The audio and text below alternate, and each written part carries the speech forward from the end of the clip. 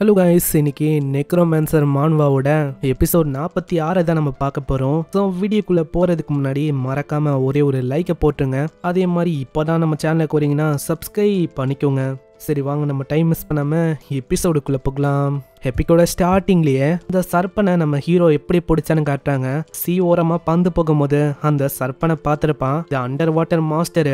அதே மாதிரி இதோட பாடி சொல்லவே தேவையில்ல, 10 மீட்டர் அளவுக்கு ரொம்ப லாங்கு. இந்த சர்ப்பனை ஹண்ட் பண்ணுறதுக்கே கிட்டத்தட்ட 1 hour ஆச்சான். ஆனால் இந்த சர்ப்பன் இருக்குல்ல, இது ஒரு குட்டி சர்ப்பன் தான். இதே ஆளு எப்படியோ கஷ்டப்பட்டு அந்த டைம்ல பிடிச்சிட்டான். சீன் அப்படியே பிரசன்ட்டுக்கு வந்து அந்த சர்ப்பன் பயங்கரமா தாக்குதா.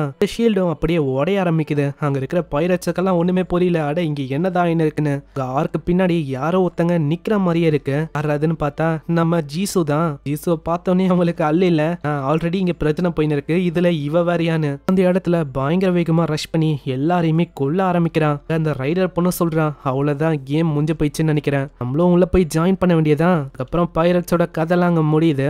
அவங்க தேடி பாக்குறாங்க ஏதாச்சும் இருக்குமான இடத்துல. நம்ம ஹாங்கா ஒரு பேட்டரி கிடைக்குது. அது ஒரு ரீசார்ஜபிள் பேட்டரி. அதை வச்சு எதை வேணாலும் சார்ஜ் பண்ணிக்க முடியும். இல்ல இன்னமும் 68% கிட்ட இருக்கான். இதே மாதிரி இன்னமும் நிறைய பேட்டரிஸை நம்ம ஹாங் பார்த்திருக்கான். அவங்க ஷிப்போட பேட்டரி நினைக்கிறேன். இருந்தாலும் பரவாயில்ல, நம்ம எடுத்துக்கலாம்.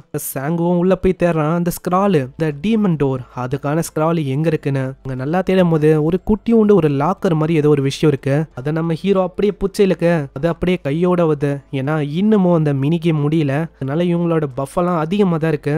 அதனால்தான் சாங்குவால இதை அசால்ட்டா பிச்சு தூக்கி எறிய முடியுது. அதுக்குள்ளதான் அந்த டீமன் டோருக்கான ஸ்கிராலும் இருக்கு. விஷயத்துலதான் அந்த மெமரி பிராக்மெண்ட்லயும் நான் பார்த்தனே ஒரு மேஜிக் ஸ்கிரால். இது வழியா நம்மளால 24 மணி நேரத்துக்கு டீமன்ஸை வர வைக்க முடியும். நம்ம சாங்கு மெமரிஸ்ல பார்க்காத ஒரு விஷயம் ஆனா இங்க ஒண்ணு இருக்கு. என்னன்னா இது வழியா டீமன்ஸோட டோரு அந்த ஹெல்ல ஓபன் பண்ண முடியும். அதுக்குள்ள நம்ம ஆளுங்களாலையும் போய் நிறைய மாஸ்டர்ஸை கொல்ல முடியும். அதனால உங்களுக்கு ஏகப்பட்ட ஹை லெவலான ரிவார்ட்ஸும் கிடைக்கும். ஆனா ஒரு விஷயம் பா, உங்களோட லெவல் அது 35 இருக்கணும் உள்ள போறதுக்கு. இது லெவல் 35 எனக்கு இப்பதான் புரியுது அவங்க எதனால இதை பயன்படுத்தலன்னு. அவங்களோட லெவல் அதுவும் ரொம்ப கம்மி. அவங்க எல்லாருமே லெவல் அப் ஆனக்கு அப்புறம் பாஸை வச்சு பயன்படுத்தலாம்னு யோசிச்சிருக்கான் போல.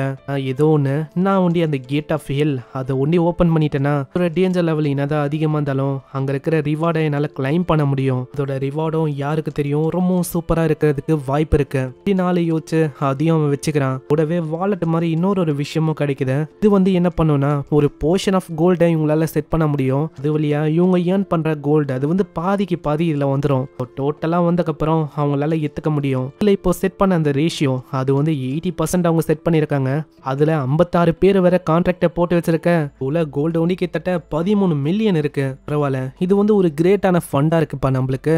இத நம்ம விக்கிறதுக்கோ இல்ல மத்தவங்களுக்கு கொடுக்கறதுக்கோ யூஸ் பண்ணிக்கலாம். இதுக்கப்புறம் எல்லாருக்குமே ஒரு நோட்டிபிகேஷன் வருது, மினி கேம் கம்ப்ளீட் ஆயிடுச்சு. வின்னர்ஸா இருக்கிற நம்ம சாங்குவோட டீம் அவங்க எல்லாருக்குமே ரிவார்டும் கிடைக்குது. நம்ம சாங்குக்கு இந்த கேம் வழியா 1.5 மில்லியன் கோல்டு கிடைக்குது. சாங்கு லெவல் 19க்கும் போயிடறான். எனக்கு ரேண்டமா ஒரு கார்டும் கிடைக்குது. அது என்னன்னா ஒரு டெட்லியான பாய்சனஸான கிளவுடால மழை பெய்யற ஒரு கார்டு. வழியா அந்த ஏரியா முழுக்க மழை பயங்கரமா பெய்யும். அதுவும் பாய்சன் ரெயின். இது ஒரு நல்ல கார்டா தான் இருக்கு. உண்மையிலேயே இவங்களை ஹண்ட் பண்ணுது. அது ஒரு ட்ரெஷர் ஹண்டா தான் இருக்கு. அதுக்கப்புறம் அவங்க உள்ள வந்துடுறாங்க.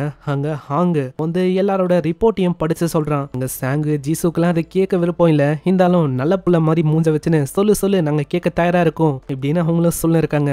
நியூஸ் என்னன்னா நிறைய ஆளுங்க யங் டங் போக்கு வராங்களாம். அதே மாதிரி இப்போ வர சர்வைவர்ஸ் இவங்கெல்லாம் சும்மா இல்ல, கொஞ்சம் லெவல்ஸும் அதிகமா தான் இருக்கும். அவங்களால தன்னைத்தானே ப்ரொடெக்ட் பண்ணிக்க முடியும். அதே மாதிரி இன்னொரு விஷயம்ப்பா, நம்ம கேங்ஸ கூடவே நிறைய ஆளுங்களை விட்டு வந்தோம்ல. இங்க எல்லாருமே லெவல் 8க்கு போகணும்னு அங்க இருக்கிற நிறைய பேர் இப்போ லெவல் 8க்கு போயிட்டாங்க.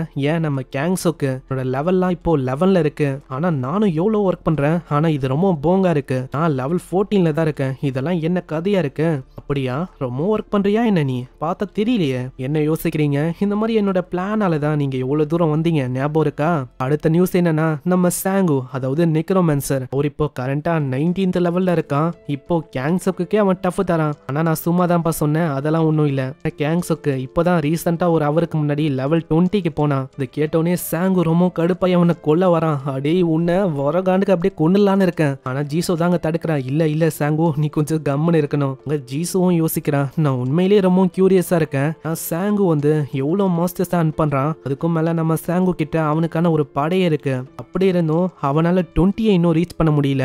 கேங் சோக் அவன் வந்து எப்படி தனியால எவ்வளவு பெரிய லெவல ரீச் பண்றான். ஜீசு கிட்ட நம்ம சாங்குவோ சொல்றான், எனக்கு தெரிஞ்ச வரைக்கும் நம்மள விடவும் எங்க மாஸ்டர்ஸ் அதிகமா இருக்கோ அந்த இடத்துல தான் அவன் ஹண்டிங்க பண்றான்னு நினைக்கிறேன். ஆனா இன்னமும் புரியாத விஷயம் என்னன்னா, இது வரைக்கும் அந்த கேங் சோக் அவன் வந்து யாரோட கண்ணிலையும் மாட்டவும் இல்ல. அதுக்கப்புறம் நம்ம ஹாங்கு ஜீசுவோட புது ஸ்வாட பாக்குறான். ஆமா இது என்ன புது ஸ்வாடு? அதுவா ஒரு பெரிய பைரட்டை நான் கொன்னனா அவன் வழியா எனக்கு கிடைச்சது இந்த ஸ்வாடு. இது ஒரு ஹீரோயிக் கிரேட்ல இருக்க ஒரு ஸ்வாடு. இதோட ஸ்பெஷாலிட்டி என்னன்னா, இதால மேஜிக் மானா இது எல்லாத்தையுமே ஒண்ணுமே இல்லாம வெட்டி போட முடியும். இதோட மெட்டீரியலும் ஒரு ரேரான மெட்டீரியல். இது ரொம்ப லைட்டா இருந்தது, ஸ்ட்ராங்காவும் இருக்கு. அதான் நான் இதை வச்சுக்கினேன். ஜீசு அதான் இப்போ உங்ககிட்ட 3 இருக்குல்ல, அப்புறம் என்ன ஒரு ஸ்வாட ரைட்டிக்கு அப்படியே தள்ளுறது. ஆனா ஜீசு அங்க கண்டுக்கிற மாதிரியே இல்ல. நீ என்ன வேணா சொல்லு, முடியவே முடியாதுன்னு தான் இருக்கா. அதுக்கப்புறம் அந்த வில்லேஜாண்ட நிறைய பேர் இருப்பாங்களா, அந்த இடத்துல ஹெலிகாப்டரோட சவுண்டு பயங்கரமா கேக்குது. அந்த இடத்துல யாரோ ஒருத்தங்க வர, அது வேற யாரும் இல்ல, நம்ம மின்னியாங்கு அவங்களோட குரூசைடர்ஸோட குழு தான் அங்க வந்திருக்கு. அங்க மின்னியாங்கோ கங்கராட் சொல்றான், சாங்கு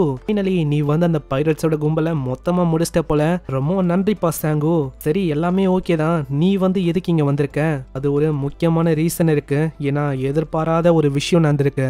அது என்னன்னா, நம்பர் 1 ரேங்க்ல இருக்க அந்த ஹான் கேங் சுக் அவன் திடீர்னு வந்திருக்கான். என்னது அந்த கேங் சுக்கா வந்திருக்கான்? அதுவும் அந்த யங் டங் போக்கா? ஆமா அவன் வர அங்க வந்துட்டானா என்னன்னு தெரியல. நிறைய ஆளுங்க அங்க வந்துட்டாங்க, யூனியனை ஃபார்ம் பண்ணும் அப்படின்னு. அவன் வந்ததும் இல்லாம உன்னை பார்க்கணும் அப்படின்னு சொல்றான்.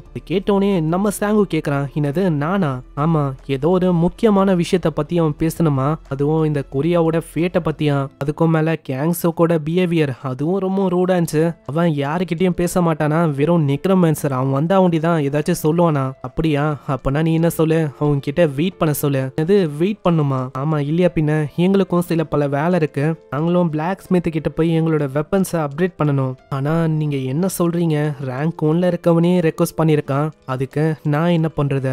ரேங்க் 1ல இருந்தா நம்ம வந்து எல்லாத்தையுமே பண்ணணுமா அப்படின்னு நம்ம சாங்கு சொல்றானா.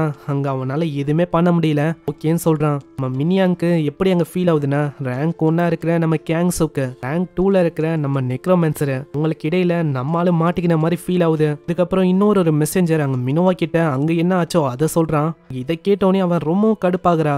இந்த மினியாங்க வந்து இப்படிதான், வேலையை அவளைக்கும் செய்ய மாட்டான். அவனை போய் அனுப்புனாங்களே என்ன பண்றது, கவலைப்படாதீங்க அவன் வந்து எல்லாத்தையுமே பார்த்துப்பான். கண்டிப்பா நம்ம நெக்ரோமான்சரை அவன் வர வச்சிருவான், அதனால கவலை வேணாம். சைடு ப்ராஸ்டிக்யூட்டருக்கு ரொம்ப கடுப்பா இருக்கு. நான் எப்பயுமே ப்ராஸ்டிக்யூட்டர் சந்திக்க ஆசைப்பட்ட ஒரு பர்சன்ல இந்த கேங் சொக்கும் இருக்கான். நம்ம கேங் சொக்க நம்ம ப்ராஸ்டிக்யூட்டர் மீட் பண்ண போனாலும் அங்க வந்து ஒரு அன்னோனான எனர்ஜி அவனை தடுக்குது. அதனாலேயே அவனோட ஸ்டாட்ஸ் எல்லாமே கொஞ்சம் கொஞ்சமா அப்படியே குறைய ஆரம்பிக்குது. அது என்ன எனர்ஜி, எதுக்காக நம்ம கேங் சொக்க எவ்வளவு பவரா இருக்கான்? ஆனா நெக்ரோமான்சரா இருக்கிற நம்ம சாங்கு உன்னை விடவும் கேங் சொக்குன்னா பல மடங்கு ரொம்ப பலசாலியா?